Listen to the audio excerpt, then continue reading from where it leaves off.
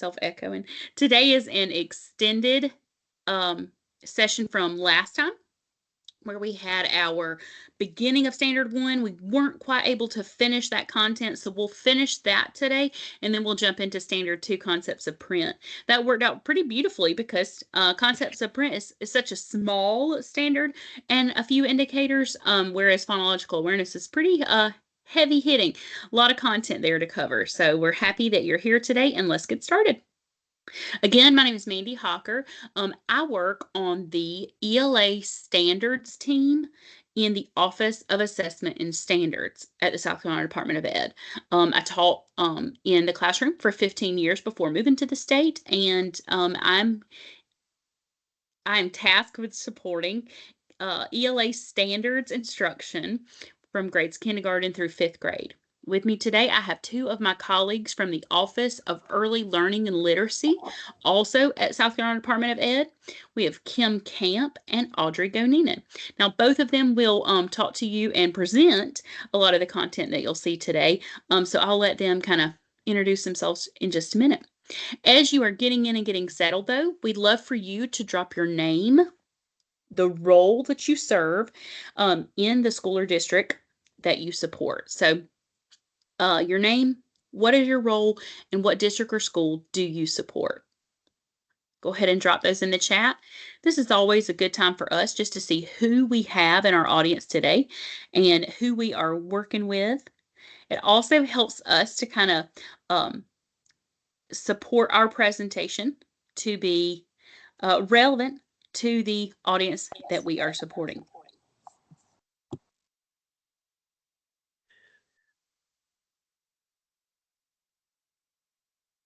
All right, I like seeing your answers come in. Thank you so much.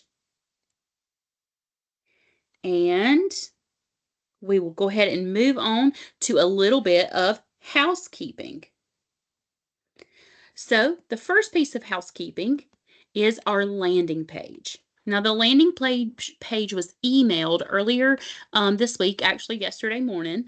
So you should have access to that landing page, but it will also be dropped into the chat for you so that you can have access to the landing page there.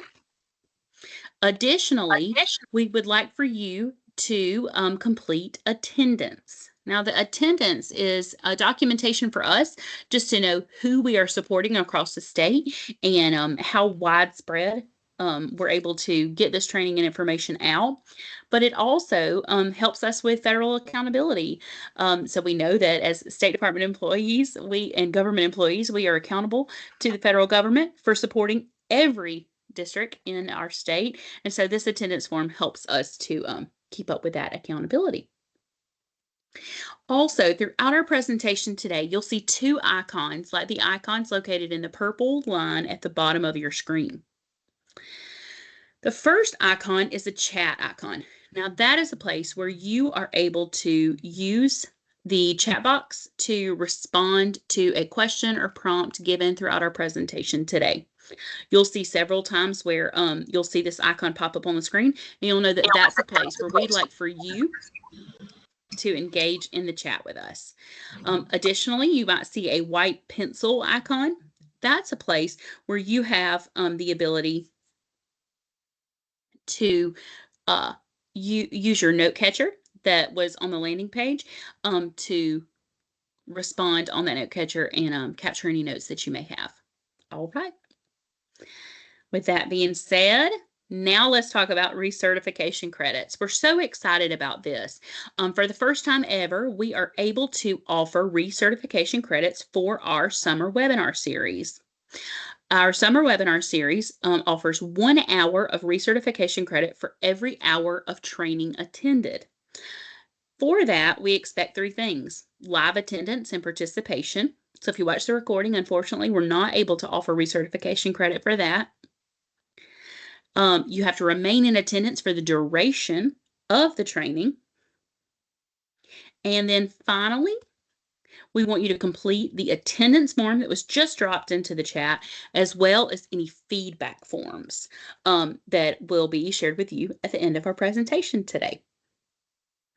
If all of those expectations are met, then by Friday, we will be sending out recertification credits for those of you who completed all of those steps. So we're excited to be able to offer that to you. All right. Now, let's focus on our purpose for today. Our purpose for today is the same as it was last time we were together, to support teachers in instructing the foundations of literacy in the ELA standards with instructional efficacy. This is an important purpose because we want every student in South Carolina to receive the same level of instruction on the foundations of literacy as every other student. So that means that a student in Oconee County gets the same instruction, the same quality of instruction as those maybe in Dorchester or York County or Aiken. Instructional efficacy means that the same thing is happening in my classroom as is happening in your classroom. And it's so important with these foundations of literacy standards and indicators because those are the building blocks of a student's ELA education. So just keep that in mind as we work through our purpose today. You'll see today's agenda is pretty jam-packed. We have our welcome and goals, and then we're going to wrap up our instruction on phonological awareness indicators 1.6 and 1.7. Then we're going to move into some discussion on reading theories and the reading brain, just to build a common knowledge of that information. Next, we'll move into that standard 2 for foundations of literacy, concepts of print, where we'll work through 2.1 through 2.4. And then finally, we'll end our day with a little bit of feedback, and we'll kind of listen and linger if there are any questions that you have throughout our presentation today. All right, so now let's take a look at our professional learning goals. If our purpose is to build our instructional efficacy with the foundations of literacy, what are the goals that we have for today? Well, we want to build an awareness of the theory and the scientific evidence that supports the instruction of the foundations of literacy. We want to analyze the foundations of literacy standards across kindergarten through 5th grade. Today, we'll be primarily supporting kindergarten through 2nd grade, though. We want to develop a wide range of instructional strategies and resources to implement the foundations of literacy. Now, these can work in support of your high-quality instructional materials, or in some cases where your instructional materials may need to be supplemented, these may be supplements to your high-quality instructional materials. And then finally, we want to reflect on instructional, curricular, and system implications. What does this mean? What does this information about the foundations of literacy mean for the instruction in each individual classroom? What does it mean for our curricular development? And what does it mean as far as my school and district? What training do I need to access, or what goals do I need to set for my school or district based on the information shared today? All right. Now, let's take a look at our professional commitments.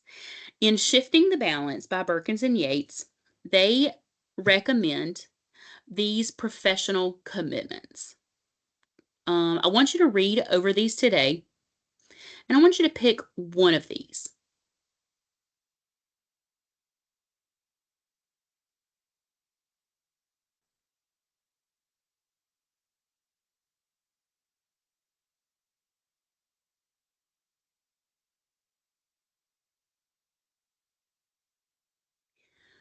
Think about these commitments and which one of these you want to commit to today to support the instruction of the indicators discussed.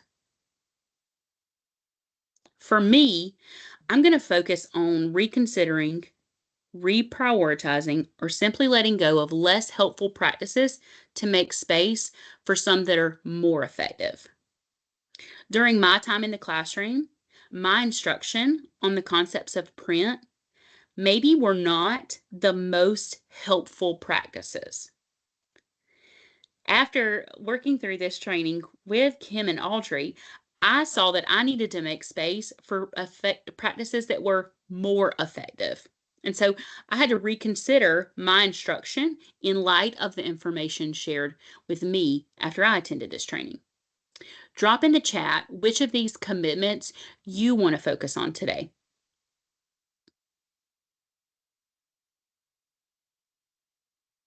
Audrey, as those answers come in, will you tell me what we're seeing in the chat? Yeah, that sounds good. Righty, let's see here.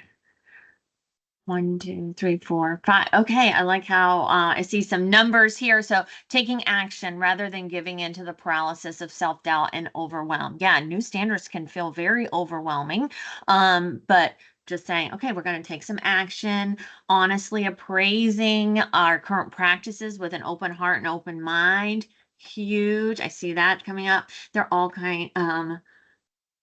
all being represented in our group today. So very, very exciting. And there is a place on your note catcher if you want to add that, just as to keep in mind as we go through our day. Yes, it always makes me feel a little more committed when I write that down. So write down your professional commitment today. Which of these do you want to commit to throughout our time together? And then we're going to dig into the meat of our instruction today. So I'm going to pass it over to Audrey and Kim. So good morning. I am Kim Camp and I live in Anderson, and I see some of my upstate friends in here from that area. I am lucky to be able to work in Lawrence 55 in Union County, and I see some of those folks. And originally I was from Cherokee, teacher, principal, literacy coach there. And so I see some of my Cherokee County friends there. So I welcome everybody. We're going to go back just a little bit. And if you joined us 2 weeks ago on June the 11th, you know that we began our session by unpacking this overarching standard of F1. We see this standard for grades K through 2. But we also know, and we learn from page 17 of our standards, that if students have not mastered any of our grade level indicators of these these building blocks, then we need to fill in those gaps. And sometimes that could even be a whole group. Like if you are working in second grade right now and your students in kindergarten and first did not have the privilege to be instructed under these standards, then of course you might have to go back and do some whole group activities with them. They can be done in small group and of course individually. If you are unable to make that session, we encourage you strongly to go back and review that video. We did post the link to the our first session video onto the landing page, so you'll be able to find it there. So let's take a look at Standard 1, which requires our students to demonstrate early phonological awareness to basic phonemic awareness. And remember that phone that we talked about that helps you remember about the sounds. And all of these are in spoken words. And when we look at phonemic awareness, that is the individual sounds. I want you to look at your note catcher, and you're going to see a graphic of phonological and phonemic awareness. As I hope that you have that close and handy, because it has two definitions in a purple box that I want you to go ahead and start reading over that. And then we're going to use this part to review our Standard 1. All right, so in that session, we shared an umbrella, and we showed you the components of phonological awareness. And we're going to use this activity to help us to review quickly standards or indicators 1.1 to 1.5. And again, under phonological awareness, that is spoken words and parts of words and sentences. So under that, we see word awareness, which is 1.1, being able to count words. The next one is our syllables. It is 1.4. You're going to see syllables pop up in two areas. The next 1.3 was rhyme. And remember, Audrey talked to you about the difference between this kind of rhyme and our next rhyme, which is onset rhyme. And onset is that beginning sound, and then from the vowel back is the rhyme. And you can see just by looking at these that these happen in kindergarten for overall, and some of them are picked up in first grade. I want you to draw another little line down through there on that one, and it is for alliteration. And alliteration is our 1.2. And alliteration is just beginning sounds. And we see that in kindergarten and first grade. That's alliteration 1.2. Under the second part of that umbrella, that arch, is phonemic awareness. And phonemic awareness is the individual sounds. And I say that each time just for you to hear that and begin to internalize that more and more. When we look at that, we see that our ELA-F for Foundations 1.4 has two parts. It is coming up on blending those phonemes and also segmenting those. And when we look at that, that was also with syllables when we did that in compound words. Today, Audrey is going to talk with us and highlight our 1.6. And it is, we've put that in a little lavender box to go up with that lilac. It's working with all of those individual sounds. And our next one is our manipulation of phonemes, changing those out or substituting. And that is standard F 1.7. And you notice the difference in there. That is where our second graders come into that, where they are doing a lot of sound work. You're going to see as we talk about this today that it looks like phonemic awareness is a standalone indicators, but as we get into our session next week, you're going to see where our phonemic awareness is layered with our phonics, and those things go hand in hand. But today we just are unpacking and we are looking at them individually. So Audrey?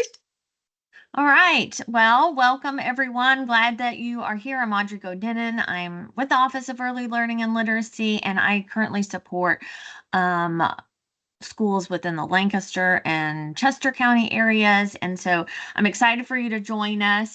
If you attended session 1, then you know our process of deconstructing standards by looking at the verbs and then the nouns and then the context that the indicators require.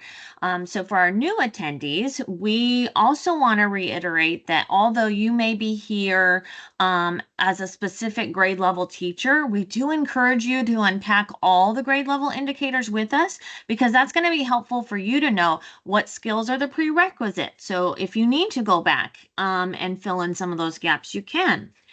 You can also know, hey, what is the extension? What's the next grade level indicators to know how to extend learning for students who have already mastered grade level indicators. So we're going to move into unpacking indicators F1.6 and F1.7. So take a moment and find your standards unpacking document. It looks like this chart that's on the screen, and it'll probably have all of 1 through 5 already in there that we've done, and find indicator F1.6. And let's go through unpacking this indicator. So we can see in kindergarten that the verb is that they need to identify. And what are they going to identify? They're going to be identifying the initial, the medial, and the final phonemes in a word. And what is the context? Well, the context is that this needs to occur orally. And for kindergarten, it is in 2 and 3 phoneme words. So Kim talked about how phonemes are the individual sounds. So that means this is going to include words that just have 2 phonemes or 3 phonemes or sounds in the word. But it excludes CVC words that end with the l, r, or x sounds in them. So last time we discussed all the consonant sounds in the English language. So think about your understanding of those sounds now. Why do you think the l, r, and x are excluded from this standard? If you've got an idea, go ahead and pop it into the chat.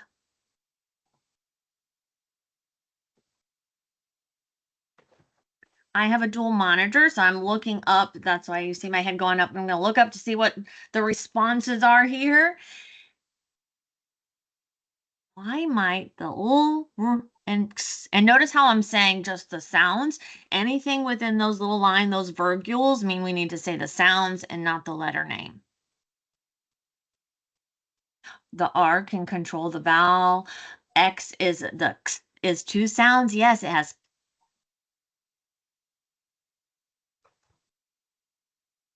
later developing speech sounds. Oh, great. Yes. Last time we learned that l and r are liquid sounds. And so it's really hard for students to isolate those sounds. We also know that they can influence the vowel that comes before them. And then just like we saw in the chat, the x is excluded because it has 2 sounds, which really would be hard for students to isolate that medial or final sound. Fantastic.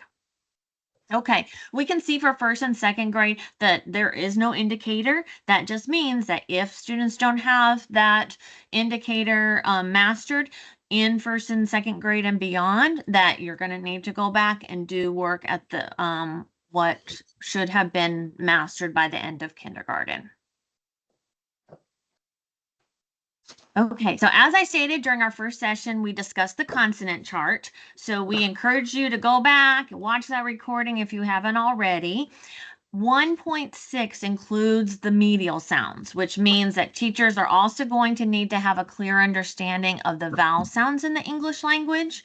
And so this is an image of a sound spelling wall, which includes a vowel valley. So you can see the teacher here has the kid-lipped cards, as we saw with the consonant sounds. We can also see picture cards of key words and the spellings of the sounds that have been taught or revealed.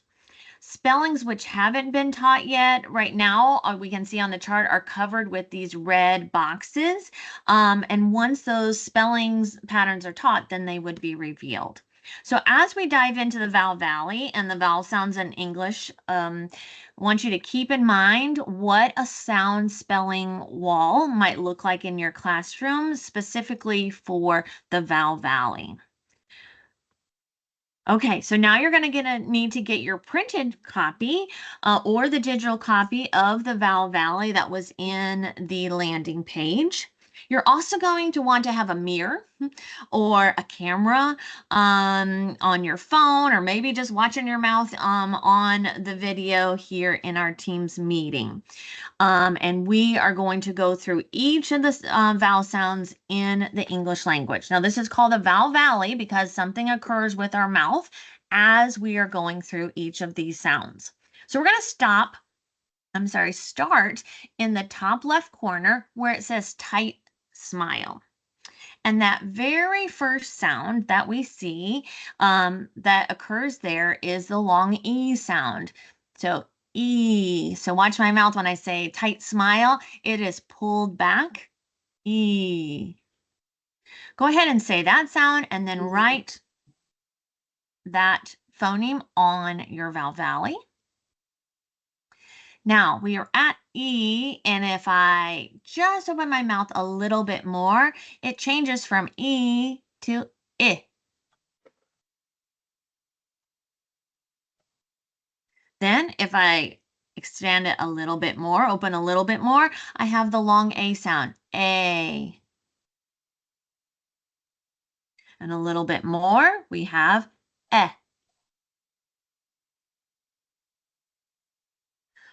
Opening my mouth a little bit more, we have A. Then I. And finally, the very bottom is low and open, aw. So now you are going to get out your camera or look at your mouth on the screen, and you're going to echo the sounds. And I want you to be noticing what is happening to your mouth as you go through those. So you don't even need to look at yours. I'm going to say it. You're going to echo it. All right, here we go. E, I, A, I, ah.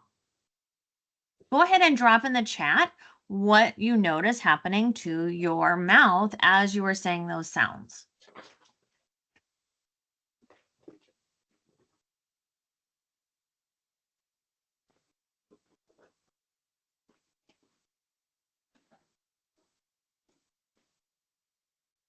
Your mouth, yes, that first line there, our mouth was all opening. So we've started tight smile and got to low and open.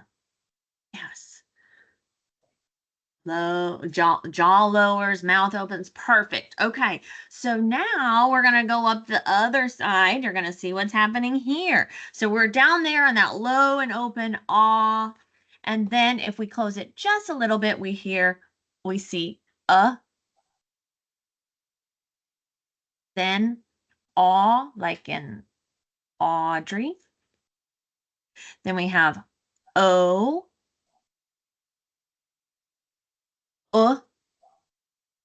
like in book. And then up at the top, those puckered lips, we have two sounds of the long U sound. It could sound like ooh. It can also sound like you, like in the word cute. We hear you. So again, echo these sounds as we start from the bottom and go up. Aw, aw, o, ooh, you. And that time you should have saw your mouth getting closed. So the way our mouth's opening is why that vowel, it's called the vowel valley, because as we go through each vowel sounds, our mouth changes into this V shape. Then we see additional sounds off to the side. We see diphthongs. Anybody out there ever call them diphthongs? I used to but we see the PH there, that digraph has the sound. So these are diphthongs, and diphthongs are any sound where your mouth changes two shapes. So we see the sound oi. And if you do that sound, really pay attention to how your mouth changes. Oi. And then the second one is ow. Starts out, ow, and then closes. So those are our diphthong sounds. Then we can see over on the other side, we see vowel R. Now, in the past, many people have called them R controlled, bossy R, and the standards specifically say vowel R. That is to ensure that students, when they get to the spelling component, are really focused, knowing that there is a vowel and then an R after it. When we use terms like bossy R, R controlled, what happens is the attention gets focused on the R. And so we end up with students that are spelling bird maybe like this, because they are thinking R controlled, bossy R, and that's what comes first. So when we start to say vowel R and shift our language, then they know it has to be the vowel and then the R. Now that's for spelling, but for the sounds, let's look at the three sounds that are part of the vowel R group. We first have and there are three spellings for this, but we're representing it with the letters ER. Then there is R. And then finally we have OR. So those are the vowel R sounds. Then you see up at the tippity top, there's another box, and this is to represent the schwa sound. Now the schwa sound can be represented by any of the vowel letters. And or by a few letters or letter combinations, but it's most commonly spelled with A, O, and E. But it ends up having the sound of ah or I. And we see that in words like banana, nan, We hear that sound, even though it's spelled with an A on both parts. If you're not familiar with the schwa sound, you may be interested in checking out this book. Meet the Not So Lazy Schwa. It's a fun book for kids, but really helps teachers to ground their understanding of the schwa sound. It also helps just to introduce the sound to students. So cute little book by Yvette Mans. Okay, so now you've got your Val Valley. We've got a task for you.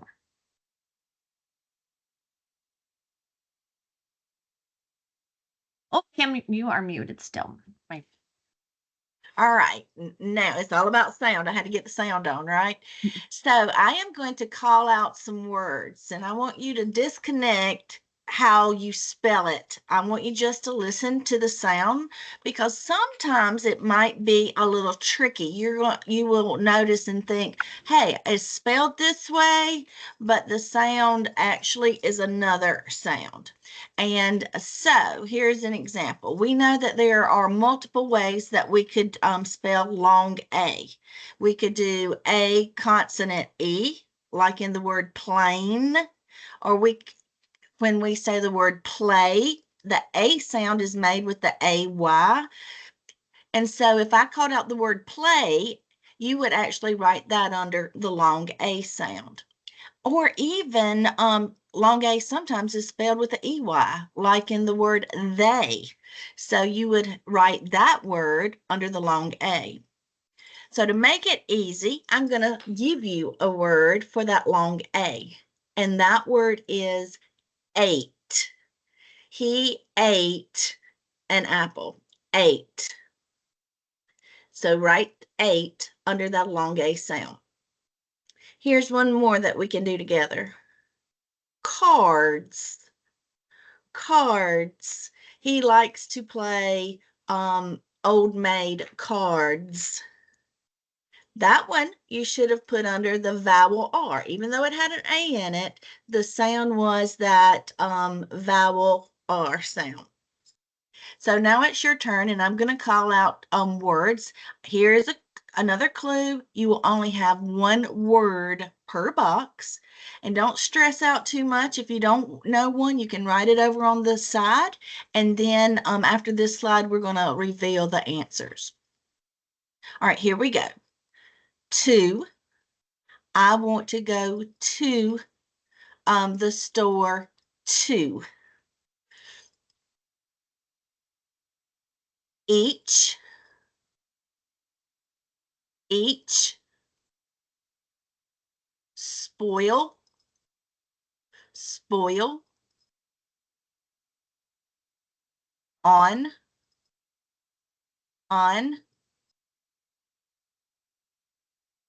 Salt. Salt. Flip. Flip. You're probably saying, after I'm saying the word, you're probably saying it in your mind and really listening for that vowel sound. And if you are, very good job.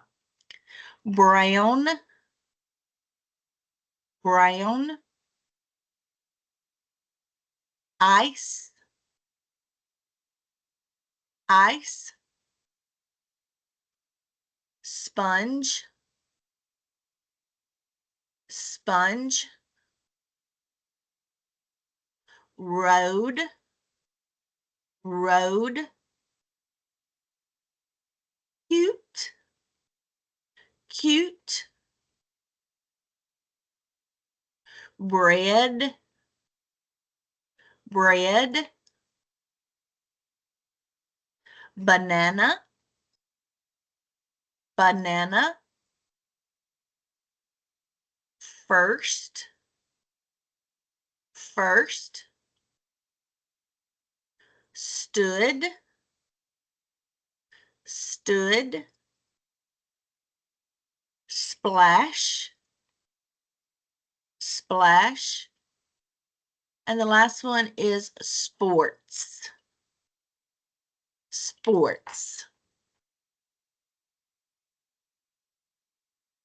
So as you finish those up, we will be ready to reveal those and let you check your responses on the next slide. Then there could have been sometimes that you had a few little confusions on there, especially like with the word salt, making that all sound. Even when you think about the word bread, with that EA in your mind, when you see the spelling, you just automatically think that that is going to be a long A, because we've always said when two vowels go walking, the first one does the talking. But when you have to stop and concentrate on the sound, you hear that that EA is making that short E sound. So I know that Audrey and I have done this in less than 10 minutes with you, and there is definitely much more that you can learn about a vowel valley and a consonant chart. And so we encourage you that as you are studying, or if you've already participated in letters, go back to Unit 2 and read all of those great paragraphs, those pages there that are on sound walls. And then if you will do a search and watch anything that Dr. Mary Dahlgren has done on the sound wall in Vowel Valley, that will be a great resource for you. And I will type her name into the chat as Audrey goes on with the next indicator. Kim, I just want to give you a virtual high five, because I know we've discussed how the short O sound, aw, can sound, especially in the word on, can sound different depending on your dialect. And so as some of you are going through this, if you didn't have on listed there, maybe you had on listed in the by AW, that's okay. It could be a dialectal difference. I know just within our group with Mandy and Kim and myself, we all say on a little bit different. So yes, I see Mandy nodding her head. Yes, yes, yes. Okay, well, let's move on. We want to come back around. Well, why did we just talk about the vowel valley? That we talked about the vowel valley because this indicator says students need to be able to identify the initial, the final, and that medial sound. So this is where those medial sounds, which are vowel sounds, come in. So let's look at what that might look like for instruction. First of all, indicator F1.6 for kindergarten does have an indicator insight that we can see in this gray box. And so it's giving you some information about what that might sound like. So this says, say cat, delete k, and then the student would say at. Or we'd say cat and delete t, and then student might just say ca. Remember, it's not about the spelling, it's just about what sounds are we hearing. Or say cat and delete the ah sound. No, they're going to say kt. That's what's left. Other things that you could say that you might want to jot down, maybe on a sticky note, put in your standards, are say cat. The student echoes cat. Now say cat, but don't say k. And these are other additional language. Or you might say, what sounds do you hear at the beginning and end of cat? That might be another way to isolate or identify those initial and final sounds.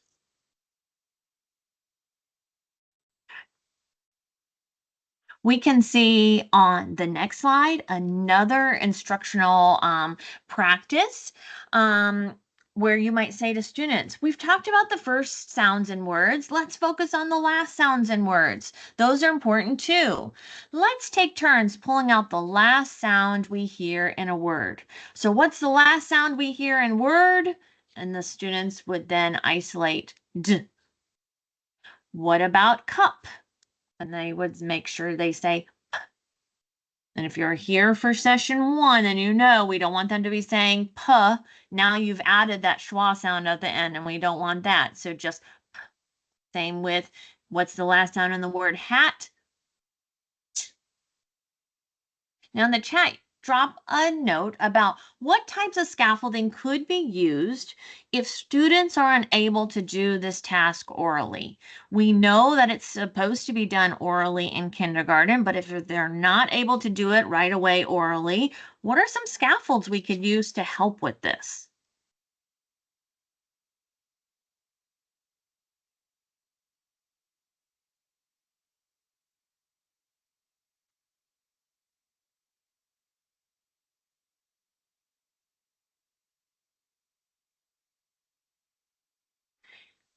Okay, I see some comments about sound boxes and pushing the sounds. Yes, that's amazing. If you get Alcona boxes and you have chips or manipulatives and have them push the sounds, that would be great. Once we start tying the letters to it, then it becomes a more focus on phonics. And yes, there is phonemic awareness embedded in these skills of building words. But remember, the task is to do this orally for phonemic awareness. So we would not be using letters at this time. We would be using any kind of manipulative. So I have a little friend that I tutor, and when I do this with him, I give him Skittles, and then I'll say the word 10. Now eat the T sound. And when he takes that Skittle that represents the T sound, then he goes N. Without those manipulatives right now, he has a really hard time to do it. And so I just give him a little extra fun with the Skittles. So any kind of manipulative that you can utilize without connecting the letters to it right now, because that might be an extra like cognitive load if they don't know those letters as well. Okay, all great ideas for indicator 1.4 or 1.6. So now let's move on to F17. It is taught in kindergarten, first, and second grades. So let's look at these. In kindergarten, the verb is to delete, add, and substitute. And what are they deleting and adding? They are deleting and adding the initial phonemes and the final phonemes. And it's in the context of a spoken CVC word. And they're going to say the resulting word or sounds that are done. So here, delete, add, and substitute. Deleting, we saw in 1.6. We're adding, we might add an additional sound. So say at. Now add k at the beginning of the word, and then they would say cat. Or substitute, say at or cat. Now say cat, but change k to b, bat. Now those were all initial phonemes, but it could be at the end as well. All right, next we see in first grade, delete, add, and substitute again. And they are deleting, adding, and substituting the initial phonemes and the final phonemes. The way that this is up to the ante for first grade is that, again, it's in a spoken word, but we've now expanded from CVC words to words with 3 to 5 phonemes. So longer words, like the word, oh gosh, I'm thinking and trying to get an idea really quick. Say last. Now say last, but don't say ooh. And they'd say asked. Or if I say last, now say last, but don't say t. They would say last. So either way there. We've just expanded on it because of adding more phonemes into the word. All right, you can see there why planning and explicit instruction means that you know exactly what you're going to say. So you're not sitting there thinking, oh, what word can I come up with? All right. Finally, for second grade, we need delete, add, and substitute. And this time we're deleting, adding, and substituting initial phonemes, final phonemes, but also the medial sound in a spoken word. This time it's up to 6 phonemes, so even longer words. Okay. So let's look at our support here. We see that there are indicator insights again. We can see on the bottom one for first grade, we have a word with 4 phonemes, say slap. Now say it again without the s, so now it becomes lap. Or for adding, say lap, now say it again and add s to the beginning. Or substitute, say slap, now say it again, but change the sul to tr. And this is where it is important to notice how in the unpacking document, we have highlighted where it says phonemes, because you can have them change more than one phoneme in a word, like we see in sul, and change it to tr. Okay. So let's look at an example of phonemic awareness for indicator 1.7 in action. Be thinking about what you noticed. What does this video highlight? Is it kindergarten, first, or second grade? And how do you know which grade level it's at? All right, show me at. At. If that's at, show me cat. At, cat. If that's cat, show me sat. At, sat. If that's sat, show me slat. At, slat. If that's slat, show me slap. At, slap. If that's slap, show me slip.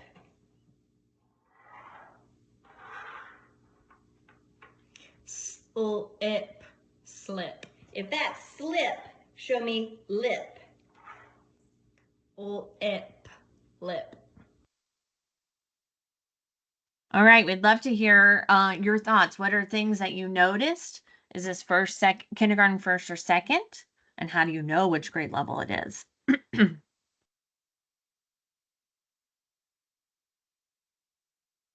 And Rachel, I see your comment about sometimes your students benefit from seeing the letter symbols, and that's going to be dependent on what you know about your students. If they have mastery of those letter sounds connections, then maybe that is something that is beneficial for them.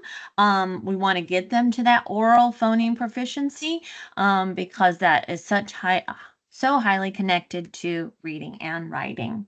Second grade, because it uses medial sounds. Yes. You got it. Woohoo! Great job. Hopefully you also notice how quick that was. We want kids to be not just having awareness of phonology and phonemes. We want them to be proficient in their ability to do this because it's going to lead to strong reading and writing skills. Perfect. Okay. All right, show me.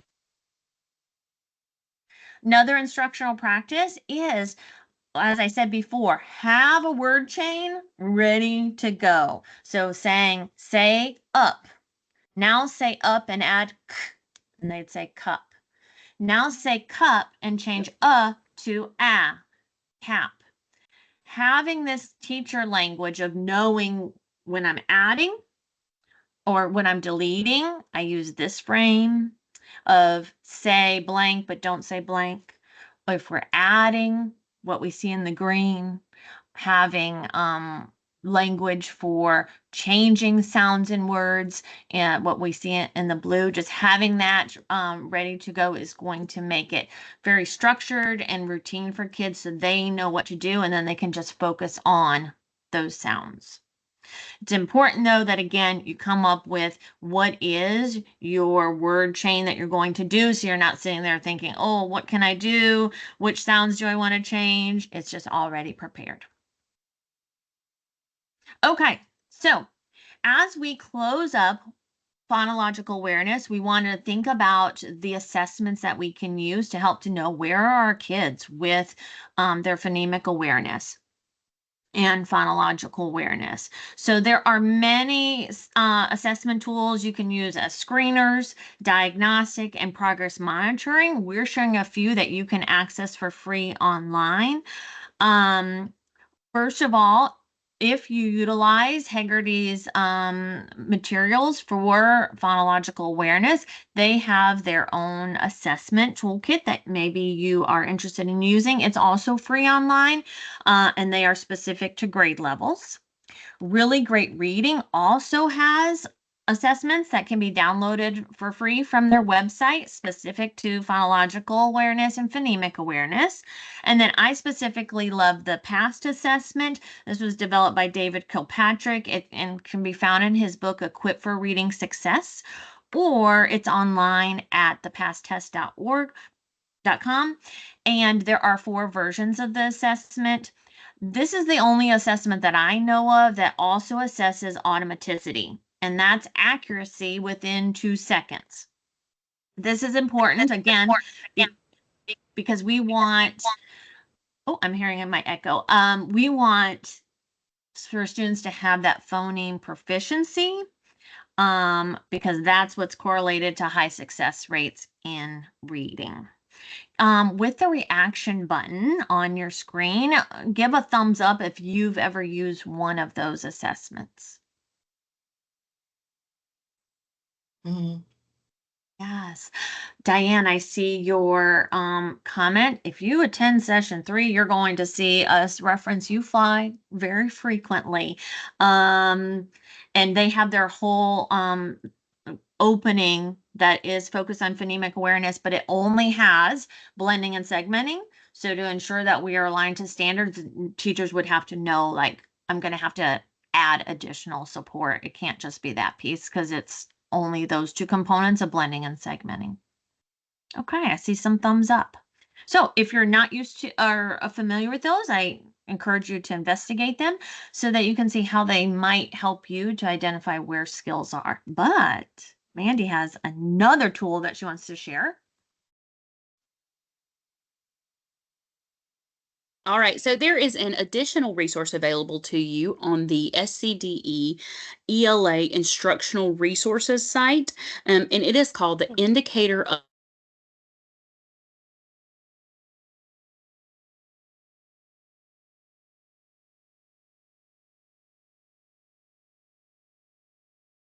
Uh-oh, she pausing. Oh, no. Okay. Okay. No.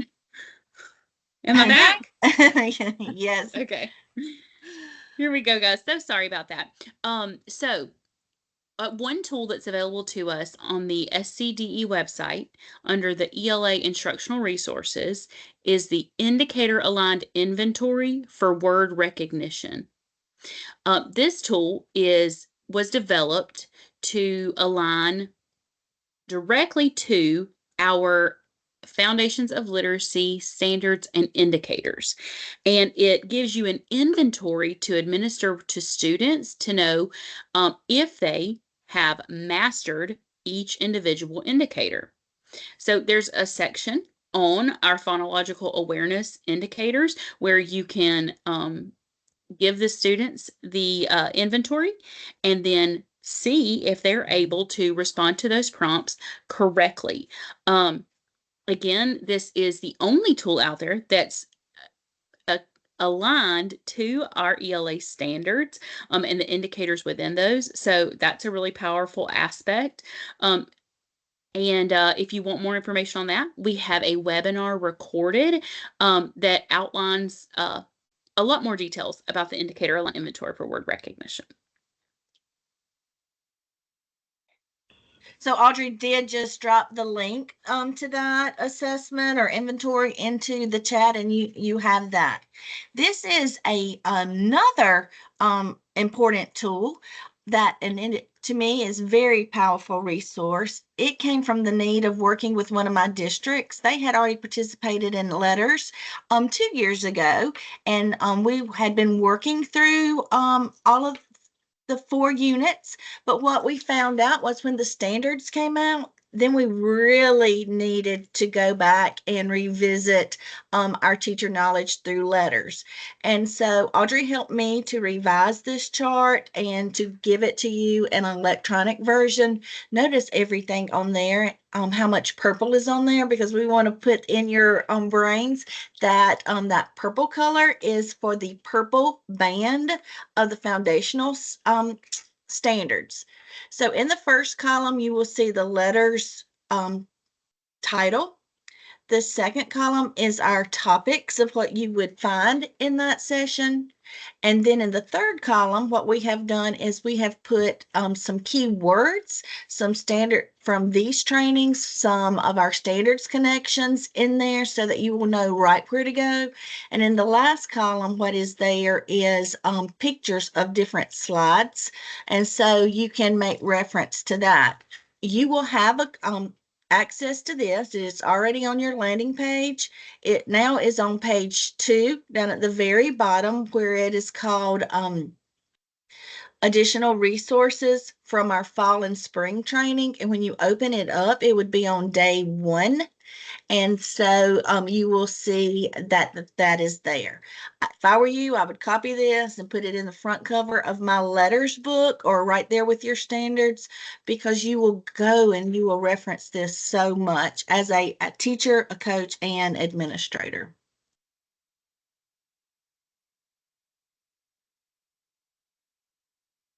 All right, and then another piece of support that we have for you is on the ELA Instructional Resources page as well. It is our Foundations of Literacy support document. Now, this document was developed in January of this year. It has gone through a little bit of revision recently and reposted, but it gives support for the understanding and instruction of each of the Foundations of Literacy standards and indicators. If you'll look at page 17, or if you look at the first page of this support document, it is exactly the same as page 17 of your ELA standards document. So we have that listed there with the overview of the Foundations of Literacy strand. But this support document just offers a little insight into the vocabulary and instruction associated with the Foundations of Literacy strand of your ELA standards.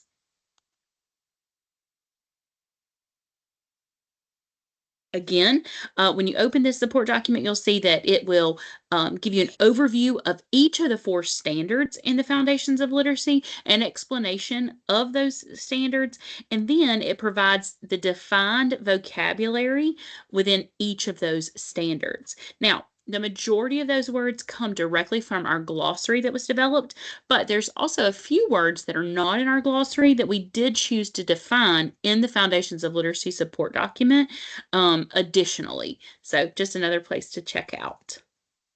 It also gives you some explanation on the importance of why we suggest using sound walls versus word walls.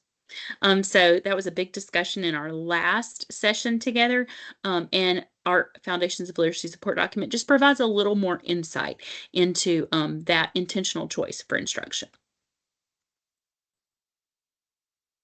Okay, so we are kind of closing up our discussion on Standard 1 on phonological and phonemic awareness, and we are moving into Standard 2, which is on concepts of print. But we want to take this time right now to just ensure that we're all grounded in the scientific evidence and knowledge around reading practices, to ensure we all understand why these shifts are happening and how our standards relate directly to them. And so we're going to take a few minutes to dive into these. if you've gone through letters training, then a lot of this is going to feel like a good refresher. If you are starting your letters journey in this coming school year, this is a little preview of some of the content that you will get during Unit 1 of letters training. So, one of the theoretical models that we want to share with you today is a simple view of reading. There is a section in your note catcher if you want to add some information here.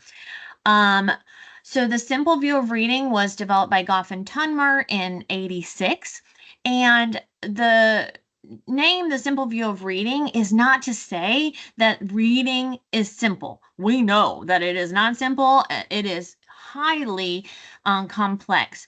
But the simple view of reading is a simple way to think about what are the big components that are necessary for reading comprehension. Because, give me thumbs up again in the reaction buttons if we can all agree that the main goal of reading is reading comprehension. I'm hoping on my screen is flooded with thumbs up. Yes, that is the goal. That's what we want for kids. But in order to do that, there has to be two big components in place. We have to have word recognition, so the ability to pull the words off the page. We also have to be able to comprehend either what's been read to you, or if you have that word recognition solid, that you're able to understand what you're reading. And that's considered language comprehension. So both components are necessary, and a strength in one does not make up for a weakness in other. We can see that here when we put this mathematical equation into a vision of numbers. So, yes.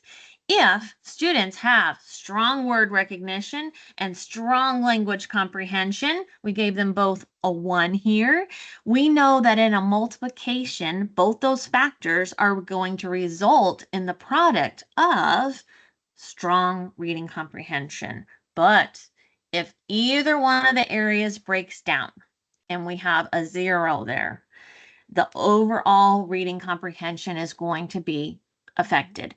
So if students cannot pull the words off the page, or they're struggling to do it with automaticity, that's going to impact their ability to focus on the language comprehension that is the main focus. But if they have strong word recognition but difficulties with language comprehension, their reading comprehension is also going to be impacted. So as a teacher, when you're thinking about, oh my goodness, my student really did poorly on this summative assessment that's focusing on reading comprehension, instead of jumping right into, oh my gosh, I need to create a reading comprehension intervention, your first thought should be, where is the breakdown? Is it in word recognition, or is it in language comprehension? So that's how you can use this model to really start pinpointing where are the needs of our students. It also illustrates why our standards have such a strong emphasis in both areas. Okay, fantastic. All right, so that's the first model that we want to think about. The next one is Scarborough's reading rope. And I love Scarborough's reading rope because one, you see it everywhere, but when you know more about it, then you can know what is truly aligning to the science versus what is just putting an image of Scarborough's rope on their materials or their trainings or whatever and saying, yeah, we're aligned to the science of reading. Once you know all the components, and you can really be able to understand, is this aligned to what the science says? So Scarborough developed, Dr. Hollis Scarborough developed the reading rope in 2001. What is awesome to know is that this was not in response to the simple view of reading to expand on it. She was doing her own research, and then lo and behold, you can see both categories, language comprehension and word recognition, are listed. What she's been able to do is flesh out what's occurring in each one. So you can see in language comprehension, we have huge components of background knowledge, ability for students to come to a text having knowledge, some knowledge of the concepts that are in there. That's going to be huge for their comprehension, as well as vocabulary. Vocabulary accounts for 60% of the variance in a student's understanding after their ability to pull the words off the page. So if students can read the words, but they don't know what those words mean, they're really going to struggle with their comprehension. Also in this, we see language structures. So understanding not only simple sentences, but complex sentences where various transitional words are used, or where we have pronoun references and students being able to understand what is that pronoun referencing. Verbal reasoning is the ability to make inferences, understanding metaphorical language, multi-meaning words. This is huge for our English learners. And then last we see literacy knowledge. And this is the ability to understand that print concepts, which we're going to dive into, but also that literary text sounds a lot different than informational text. And it has a different structure to it. Students that have that knowledge come to the text then with a more grounded way to read it, and then comprehend what it has. Side story really quick. One of the students I tutor has word recognition issues, but when I gave him a text for us to read, he stopped and he looked at it and he said, okay, this is a story, and I know they have characters and typically have a problem. So he looked at the picture on the cover and he said, I'm predicting this. And I was like, oh, he definitely has literacy knowledge. His word recognition is what's holding him back from comprehension. And so it was just exciting to see in action. And then you can see all those strands are twisted. And the reason that they're twisted is because these are always becoming increasingly more strategic. It is never going to end. The more we read, the more we experience, the more vocabulary we develop, we are just going to get more and more strategic with our understanding of text. Down in the word recognition lane, you can see that there is phonological awareness, which we just got from Standard 1, decoding, which we're going to see addressed in Standard 3, and then sight recognition. And a side note, sight recognition is just that ability to read words, any word, as if reading by sight. And that occurs when we have strong phonological awareness and strong decoding skills. It leads to sight recognition. This is not sight words or heart words or snap words or popcorn words, whatever you call it. This is just any word. And my sight recognition bank is going to be different than an astrophysicist sight word bank because they are going to have seen and read other words that I have not, that I'm going to have to slow down to decode until it becomes orthographically mapped in my brain. And those skills are braided because there's a finite amount of skills. Once they're taught, the only thing we need to be sure is that we are becoming increasingly more automatic with those skills. And they're all woven together to indicate that if any strand is weak, the overall whole skilled reading rope is going to be impacted. Okay.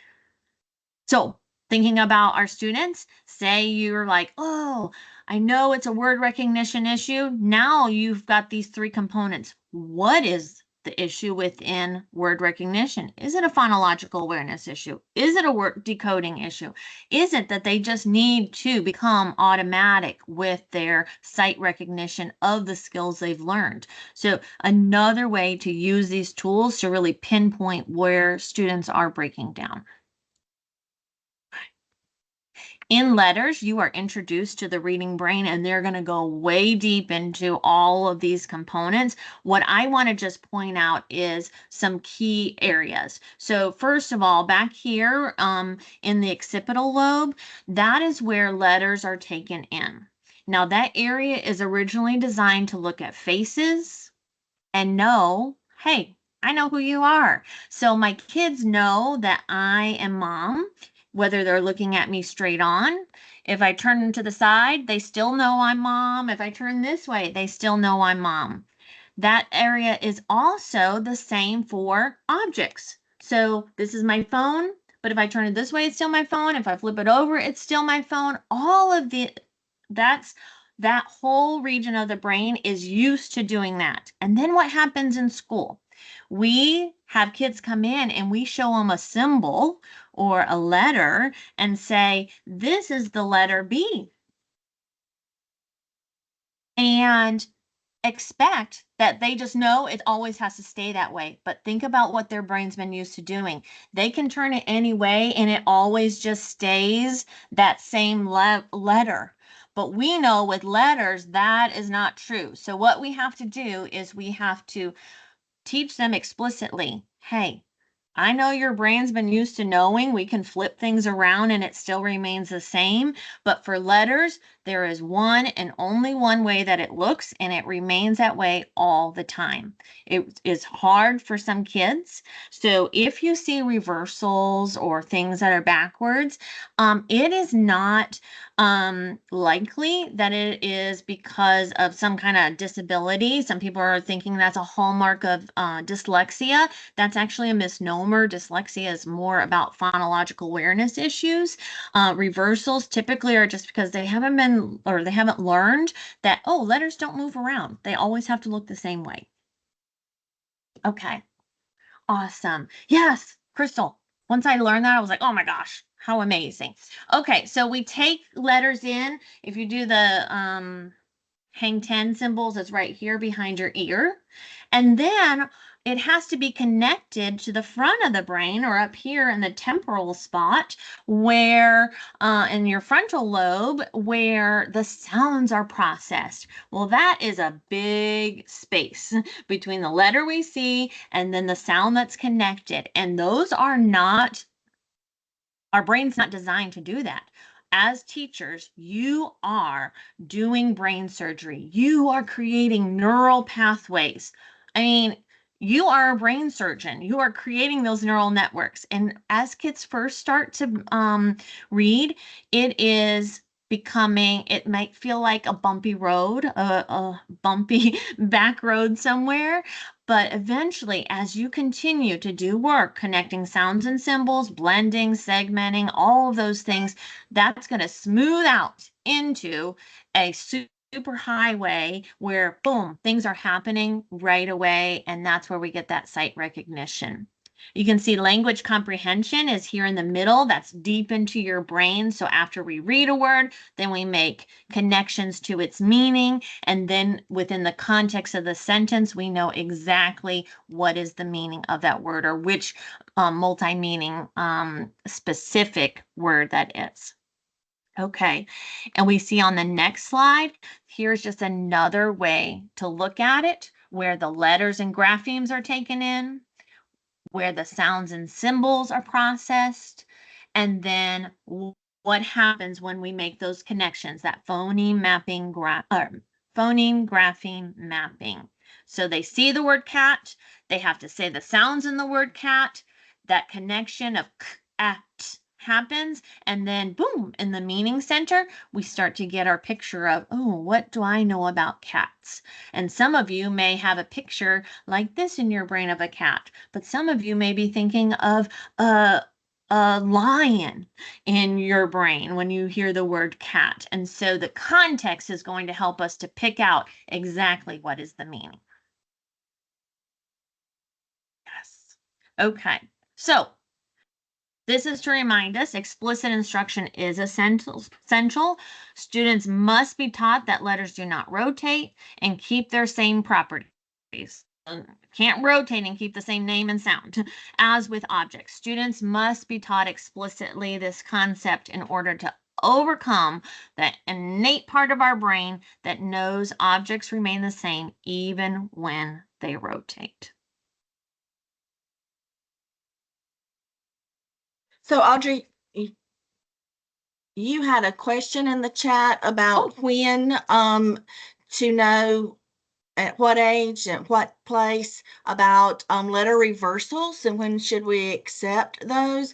And I'm going to go back to, or go ahead to the phonics standard in F 3.1 for kindergarten. It says identify, name, and form all upper and lowercase letters with automaticity.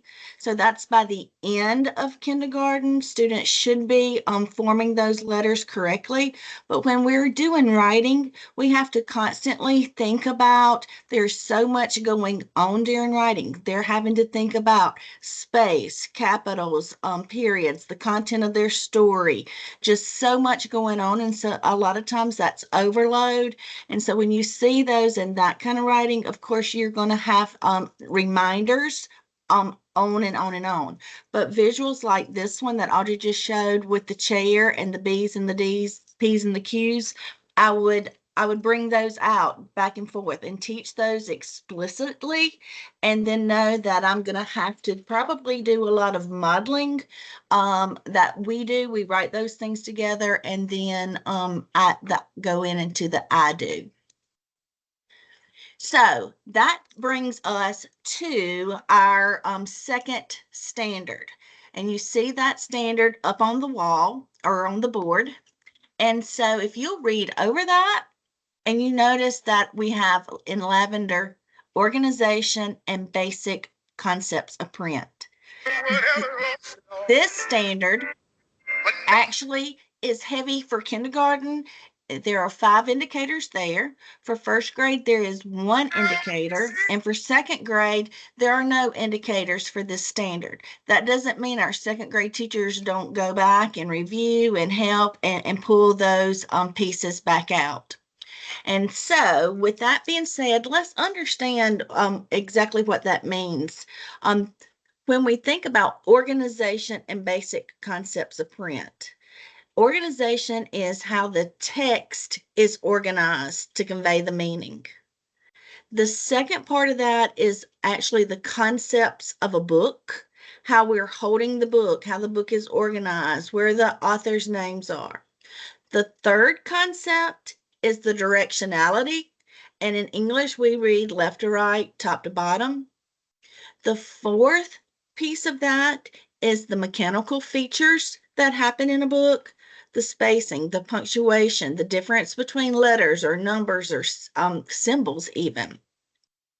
This is a topic that we are most familiar with, and we are going to unpack these standards together, and we're going to show you some ideas, but these are probably things that are already in your toolbox anyway, but we want to go ahead and hit it and unpack that.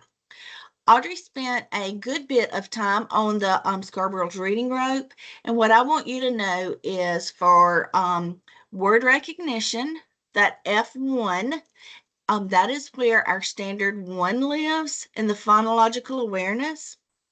But our second standard, ELA F2, on print concepts, actually lives in the language comprehension piece.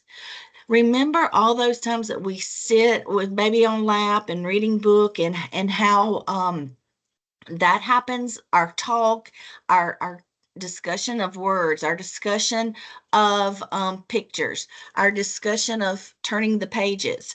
All of that is happening as we're talking about books. So our students, our hope is that they're coming immersed in that, but we know reality is a lot of times that doesn't happen for our 4-year-olds and our 5-year-olds coming into kindergarten. On that reading rope, in very fine print under literacy knowledge, you see print concepts and genre of genres.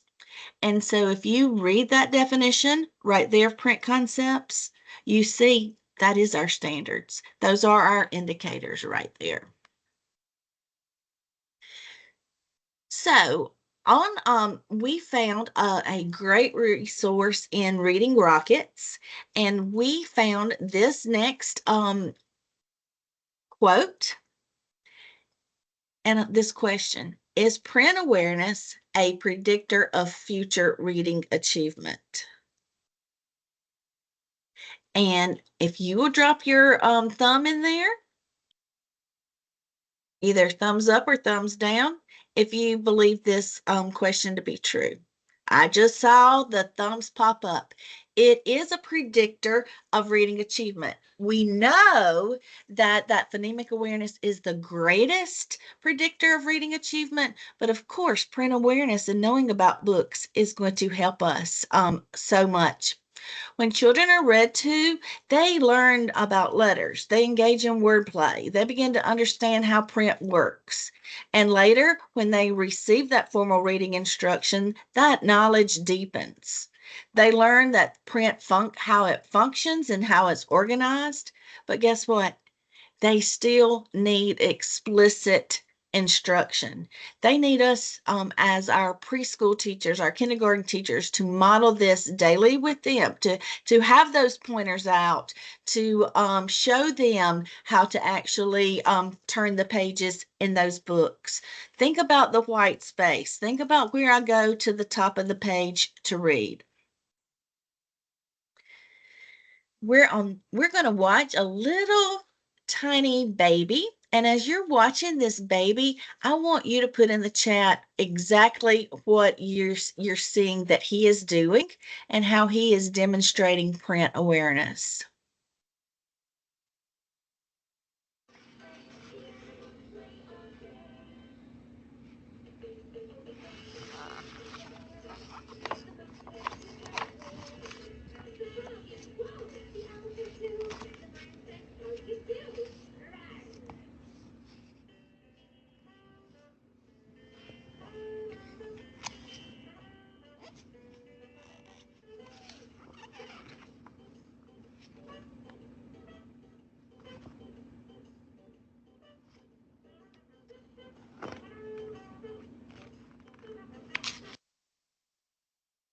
You're exactly right. He knew exactly how to pinch that thumb and index finger to turn that page over. You know that he is sitting in somebody's lap. You know that that person has modeled and read with him for a while. This little baby is the grandson of one of our literacy specialist colleagues, Cynthia Hagler, and she sent this video to Audrey, and she's like, we've got to include this in our training. But like I said, unfortunately, not all 4 and 5-year-olds come to us even able to do what this infant is doing. So let's go ahead and get ready to unpack Standard 2. You need your note catcher out. And in this section, we've also organized this part as a I do, we do, you do. Please remember, if you're a coach or administrator, unpacking these standards with the teachers is so important. Don't go ahead and just give them the standards unpacked, because that just becomes a black and white document too of words. But actually going through and thinking about the verb, the nouns, the context.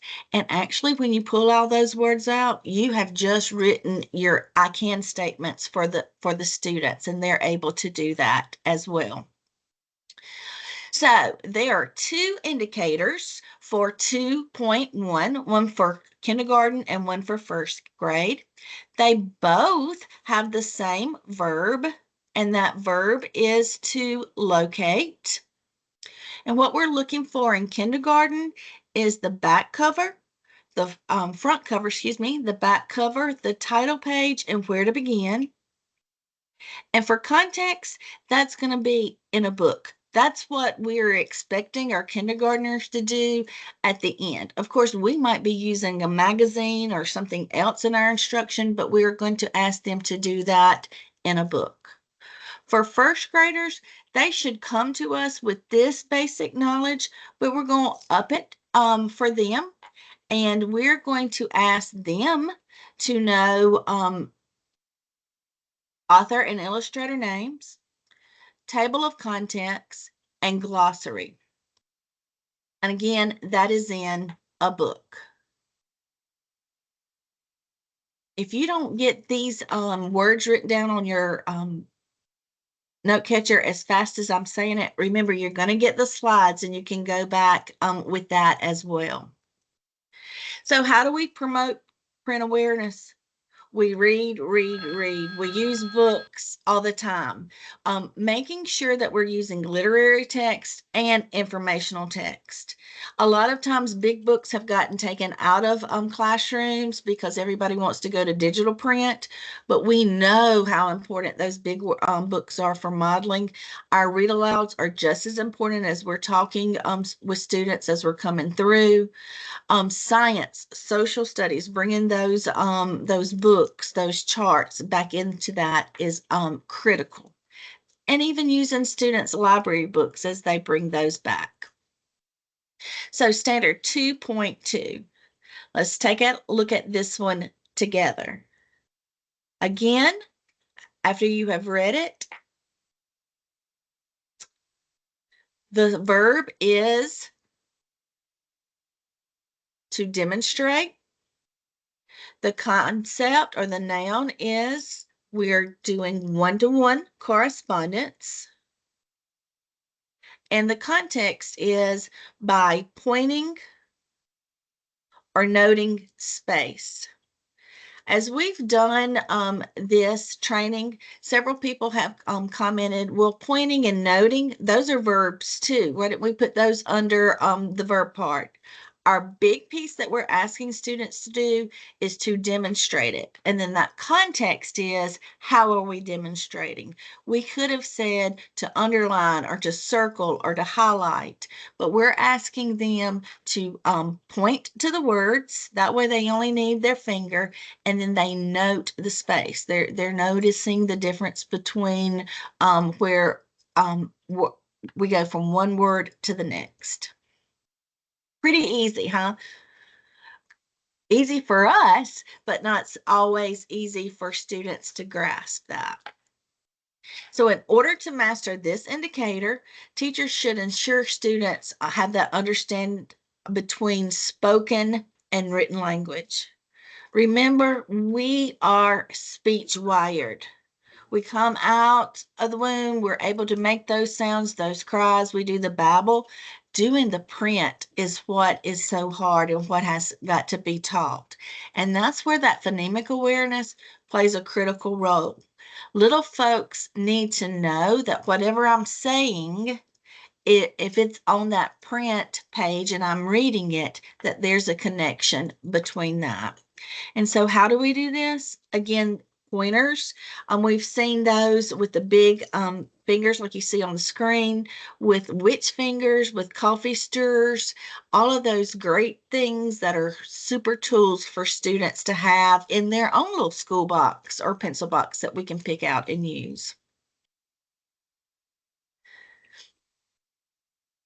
Standard 2.3. I'm going to give you a chance to write that briefly.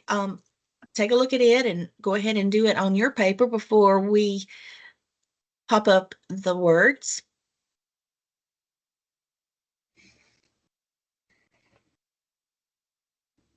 And here they are. We are going to follow words, and we're going to follow those words left to right, top to bottom, return to the beginning of the next line, and page by page. And we know that each one of those will require its own explicit lesson, especially with those kindergartners who have not been exposed to that. So the question has been asked. When it says to the next page, what does that mean? Does that mean left page and then I read the right page, or does that mean I turn the page? This indicator actually means both, that a kindergarten student by the end of the year knows where to go in both ways. You notice that our list of where all of these things can happen is growing. We still feel like those big books are important. Our charts, showing that on our morning message, our anchor charts. Shared reading is a great spot as we're talking about, like, I've ran out of the room on this line. I need to go back and return to the beginning of the next line. And then showing students, of course, how all of this looks in that digital print. We have referenced numerous times the Seven Mighty Moves book by Lindsay Kimney, and she has this super quote. It is found on page 73. If you'll take just a minute to read that.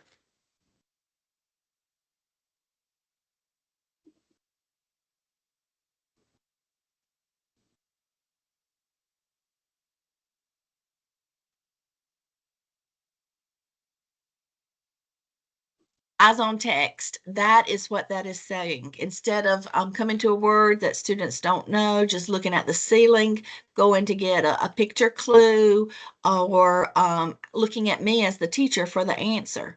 If I have them keeping their eyes on that text, then they're going to start using all of the strategies that we have talked about, which we will as a group talk about in our session 3 with our phonics, and how to decode those words, how to segment those letters to make that reading come to life. And again, you see those little witch fingers, and then those are popsicle sticks with the little eyes on them. Those tools, of course, can be made or purchased. Standard 2.4. Go ahead and take a look at that one.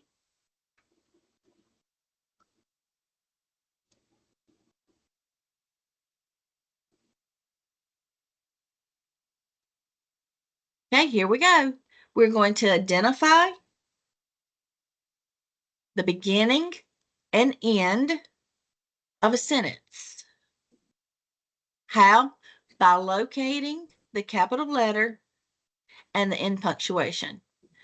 So all of that is saying, if I've got my book laying there with the student and they could have that little witch finger on or that little pointer, that I could say to them, where do I start reading? And then they could point to that. That's not saying that they know the word or know what the punctuation is called. This is saying they can identify it in print concepts. So this is what it would look like. I could have this book on my document camera, and I can show by the way the arrows are drawn that this is the beginning of a sentence because it has a capital letter. Notice that sheep, one of those students might actually say sheep is the beginning of the sentence because it's the beginning of a line. But we need to teach that it's not, that we know it's the beginning of a sentence because it has that capital letter. And then, of course, we have just circled the periods, but we would do that with exclamation points and question marks as well, because this just says that I know the end.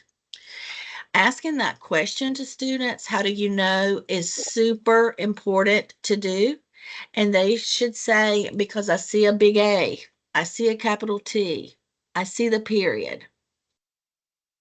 Again, we've given you that list of where that we think it is important to teach explicitly through these measures.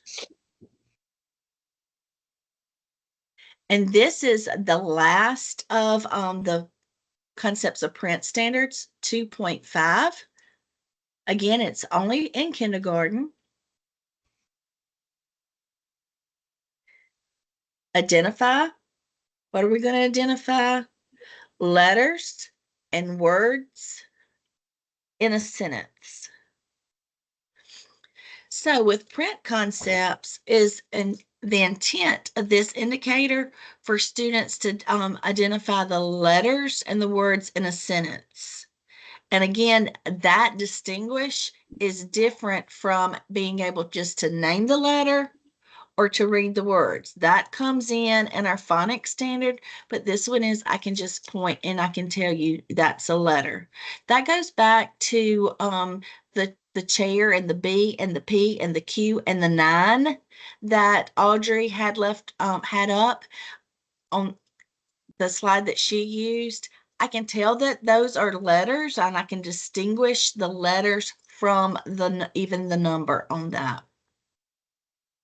So this is a cute activity. I say cute, but I love how it looks in that, but it is so deep in really learning this. This, we found 3 different ideas. One of what you can do as I do, you can see that it's on the big chart. I can just see all of these little pieces scattered out on the floor, and the teacher is helping the students to sort the letters from the words. In this one, she did put some sentences on there, and we think that that is a great tool. And I can take those sentences, and I could even cut those up into words and put them there too for students. Once I've done that as a whole group lesson, I can use some sorting posters and ask the students to do the very same thing with under my direction as I'm working in small group, helping them to see. That would be the we do. And then when students have that mastered and they're able to do that independently on their own, we think that a pocket chart similar to this would be great. They could even take their letters from our small group activity or our whole group piece and go and work on their own with those.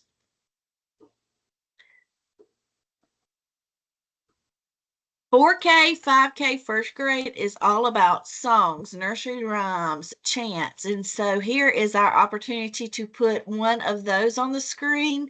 This one is to the tune of Twinkle, Twinkle, Little Star, called Letters, Words, and Sentences. And so you can see that. I can see that as my introduction to this lesson. And so that is a super resource. In the video, plain and simple, you're going to see a teacher who is helping the students know the difference between letters and words.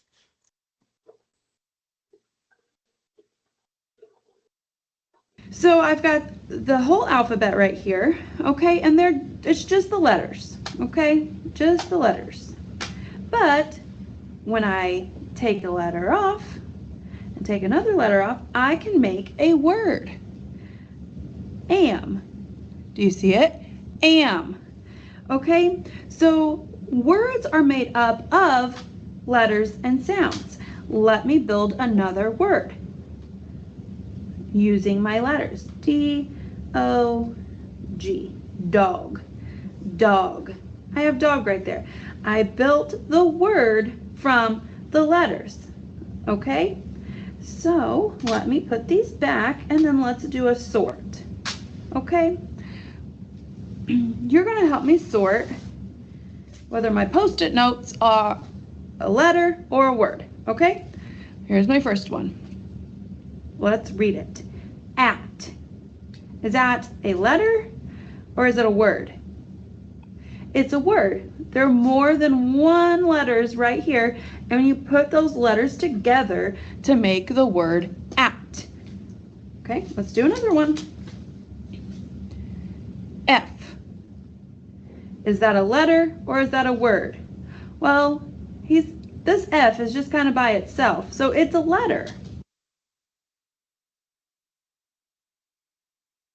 Audrey just put in the chat that you loved how explicit that she is with her teaching, and she definitely is. I loved the fact that they started out with the tray of letters and she was pulling them down, and as she pulled them down, she named that letter, told what it is, and that those 2 or those 3 letters went together to form a word. It is that doing part with the letters, and it's talking through it that students need so much of. Instead of, here's a pile of word cards, y'all go sort. Very explicit.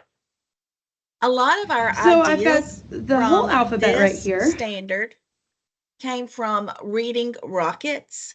Reading Rockets has a course called Reading 101, a guide to reading and writing. And this mini course was all about concepts of print. In our face-to-face trainings, we gave participants about 30 minutes just to explore this on their own. Audrey and I did the 2-column notes where we put the links in and then gave the participants a chance to write and comment. We are not going to engage in that today, but what I will also encourage you to do is do that time this afternoon, before you go back to school. You can use the QR code that is there to get into the Reading Rockets, but that too is on our landing page, and it will guide you through. You'll start with a pre-test, you will read some articles, you'll watch some videos, you will think through that print concept in different kind of ways. And so it might give you a few more strategies that you can use in your toolbox as well. What we have found out is this comes second nature to us as we talk about books, but for a lot of places, they have used this information to have a PD with teacher assistants. What should be happening when they are sitting reading one-on-one with a student? If you have reading buddies or the college students who come in, this is a great tool for them to go through, and you as the leaders of your school to help them to understand. This is how we read with a child. A lot of places have even used this as a parenting workshop.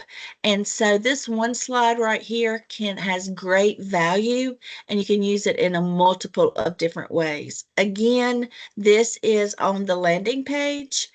And then after you do the inquiry, either independent or with a focus group, make sure you go back and you summarize that learning, maybe through a learning gallery walk or just a great conversation out loud together.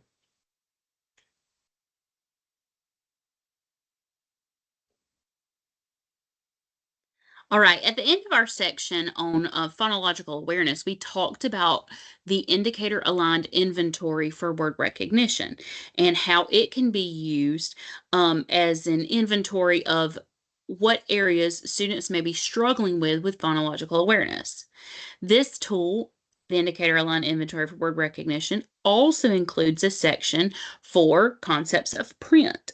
So if you have a student who you think may be struggling with some of these indicators, you can administer the indicator-aligned inventory for word recognition to uncover exactly what indicator that student is struggling with in order to know how to intervene and how to give them support on that particular concept or idea.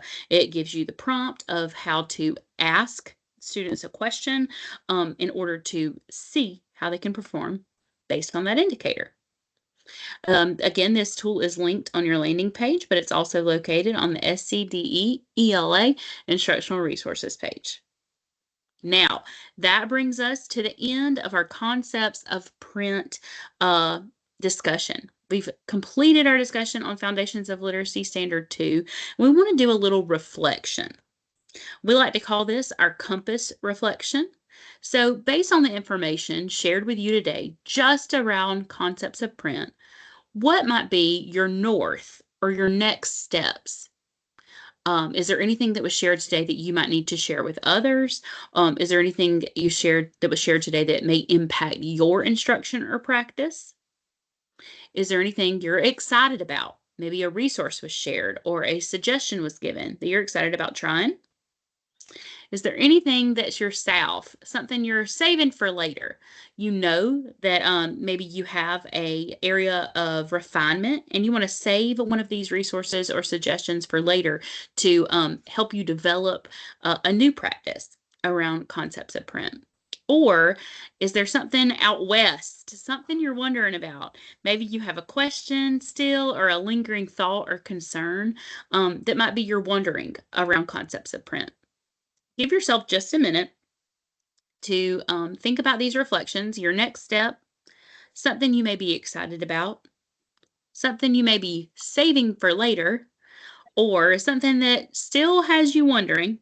And I want you to drop those in the chat. As you do, Audrey is going to share those aloud with us. Okay, we've got Amber wanting to check out for next steps, the Reading Rockets, Ooh. Reading 101. Want to look at my schedule to make sure she's in has time to key into these big ideas. More on Reading Rockets. Lots of people want to check out Reading Rockets. Yes. Next steps, planning on using the indicator aligned inventory for word recognition to assess incoming first graders to see where they are. Lovely. Love that. Yeah. And I will share a moment of transparency. Brenna, who's also one of our co-pilots today, she's kind of behind the scenes today. She's our secondary ELA Ed associate in our office, and my partner in crime. She and I have been back channel texting this morning because we both have 5-year-olds who we are so just chomping at the bit to implement some of these things that we've heard this morning, especially around letter reversals. As a parent, you see that and you pause and you freeze and you think, oh goodness, what's wrong with my child, right? But after hearing Audrey's explicit explanation of what that might indicate, instead of it being an area of concern, maybe it's an area of intentional teaching that we could support at home. We both feel like our next step is to get out the chairs and turn them all different ways in our house. That's exactly. Mandy texted me and said, "That's what's wrong with Margaret." Because my sweet little left-handed 5-year-old writes everything backwards and reversed. It's perfect mirror print. So I told Mandy I'm going to be flipping some chairs. There you go. Yes, I love it. All right. Well, that brings us to, we just want to remind you about another resource that's available to you on our ELA instructional resources page, and that's that Foundations of Literacy support document. At the conclusion of our phonological awareness section, we talked about how Standard 1 is explained in greater detail, and the vocabulary for that standard is located in that section, as well as a few instructional support ideas. For the Foundations of Literacy support document, in support of Standard 2 concepts of print, the support is slim because we feel that the concepts of print standard and indicators are so explicit and so clearly explained within the standards document that there wasn't any vocabulary that needed to be defined or explained. And additionally, there wasn't a lot that needed to be described as far as giving an overview of that standard. So you won't see a ton of resources in the Foundations Literacy Support document around concepts of print, but there is a little section there. So this is the document that goes with Unit 1 of our letters, the challenges of learning to read. And you will notice that a lot, even in that Unit 1, why is reading difficult? You see the connection back to the video that we showed in our first session with the upside down house or with the tree with the roots running. Then down in Unit 4, what skills support a proficient reader? And Audrey today talked a lot about the brain and the reading group, and so that is that connection to those. Again, those can be found in on our landing page on page 2 under that title, Foundations of Literacy Training Resources, and we use those from the fall and the spring.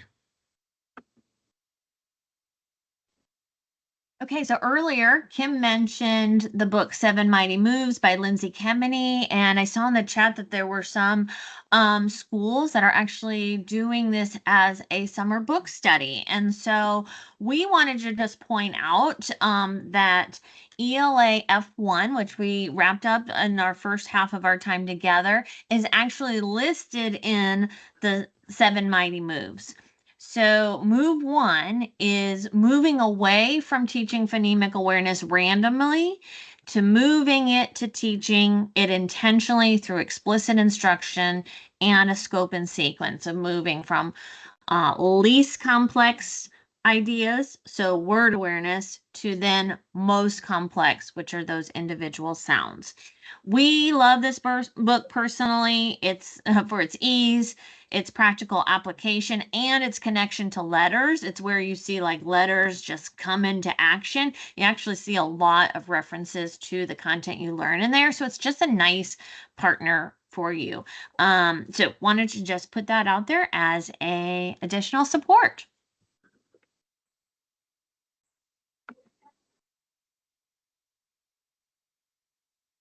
Sorry, I'm so slow on cutting my mic on and off today, y'all. All right, that brings us to the end of our time together today. It's time for our feedback. On the landing page and in the chat, you're going to see a link to our feedback survey. In our circle, we believe in getting better at getting better all the time. So we will ask for your feedback in the form of this feedback survey. And we use that feedback to inform our next steps. So a lot of the feedback that you leave, we will actually meet right after our meeting now and kind of talk through some of that feedback, talk about where we could make improvements or where we can make shifts for our next webinar coming up in July on the foundations of literacy. But also it helps us to vision cast of what the state needs in regard to training around our new ELA standards. So if you will, please access that feedback survey. Your presenters today were Mandy Hocker, Kim Camp, and Audrey Goninen. The title can just be FOL2 if you have to put that in, but we appreciate your feedback. Additionally, the feedback survey responses is how we will identify who receives recertification credit today. So make sure you fill out that feedback survey if you'd like your 2 hours of recertification credit. We appreciate you being with us today and sticking with us for an hour and 51 minutes. We are so proud of ourselves, by the way, because we were struggling about how we were going to get through all this content. So we have some back channel celebrations going on in our text. Like, oh my gosh, how did we do that? We were worried about being about 9 minutes over yesterday. So finishing early today is nothing short of a miracle. Audrey, Kim, and I, and Brenna, we're going to hang out and listen and linger as you finish those feedback surveys. If you have any questions or anything you still have some lingering wonderings about, we'd love to listen and talk with you for about the next 10, 15 minutes. But thank you for spending your time with us today and helping us to just understand these foundations of literacy standards a little bit better. Mandy, do you have a link you could put in the chat for the feedback form? Yes, it's on the landing page. Okay. I can stop sharing and I'll grab it. Mm-hmm. Mandy, I saw it in the notes, so I added it in the chat. Perfect. Okay. Thank you. I see that Nicole asked a question about, are we the ones presenting letters? Audrey and I are both letters facilitators. We help out, but usually those are national consultants that come in and do that. I know Audrey is doing one in Greenville later on in July. I have one in Union and Lawrence 55 in July.